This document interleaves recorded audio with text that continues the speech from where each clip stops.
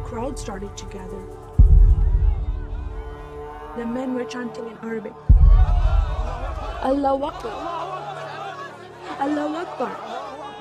And my father and I, as I was holding his hand, were pushed to the front of this crowd. In the center of this crowd was an Arabic woman, dressed just like this, and she was tied up and she was sitting on a box. Next to her was an Arabic man, and he did a traditional Islamic prayer on the floor. And he got up from the floor, and from his side, he pulled out this very long golden sword, and he beheaded the woman. My legs are shaking, and my heart is going fast. And my father said, "If you don't listen to the teachings we're instilling in your life, this will happen to you one day."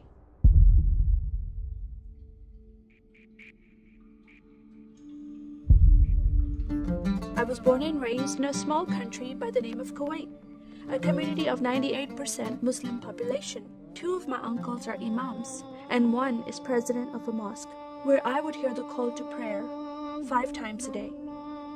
As a Muslim, the word Yahudi, which means Jew, was instilled in me as a bad word, as a cuss word. Yahudis should not exist. They should be killed, and I never thought to question why would I hate them. I never met Jewish people in my life. They never did anything to harm my family. I just hated them. Just the word brought hatred in my heart. It's very important to learn the Quran and the Hadith and even memorize it in Arabic.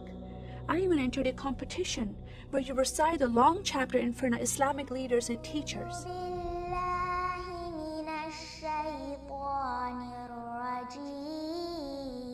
And I came 2nd place. I thought I did a good job.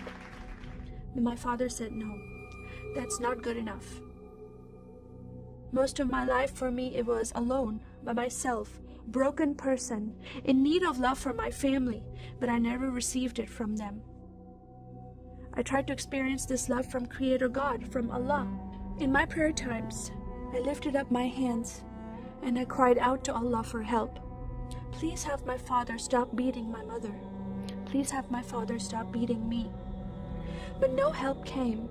God is not a personable God to Muslims. God doesn't say, "I love you."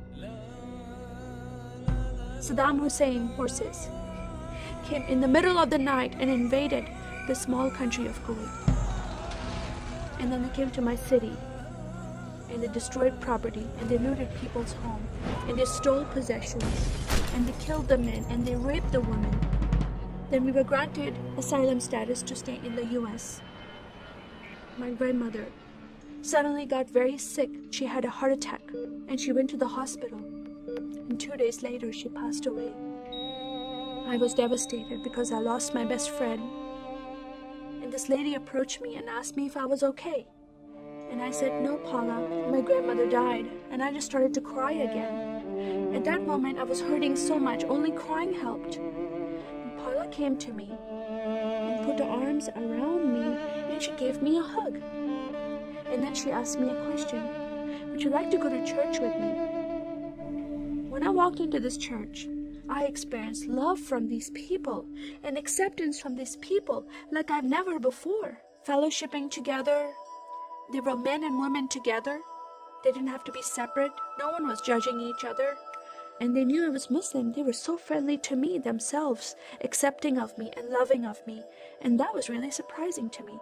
And for the first time in my life, I heard a message from the Bible. He started reading the message about Yeshua. When he walked into the synagogue, he was given a scroll from Prophet Isaiah, and he opened the scroll and he started reading that scripture. That the Spirit of the Sovereign Lord is upon me, because he has anointed me to preach the gospel to the poor. He has sent me to heal the broken heart and to proclaim liberty to the captive and freedom of sight to those who are bound, to proclaim the year of the Lord's favor.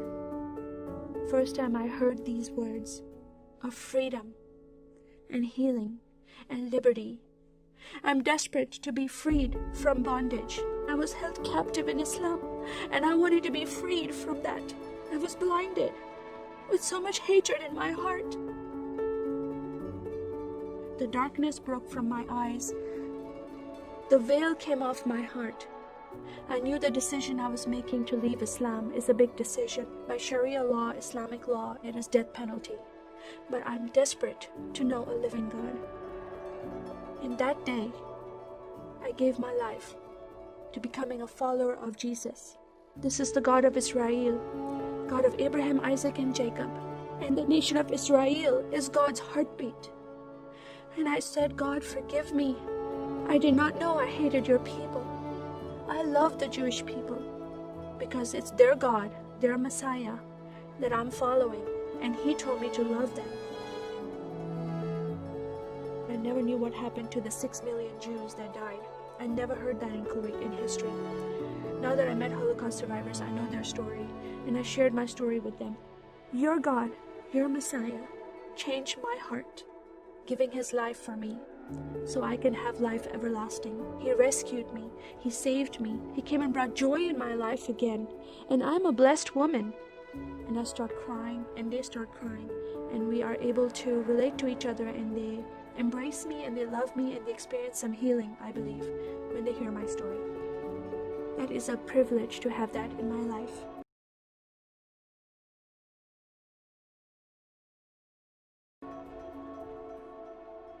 I am one for Israel.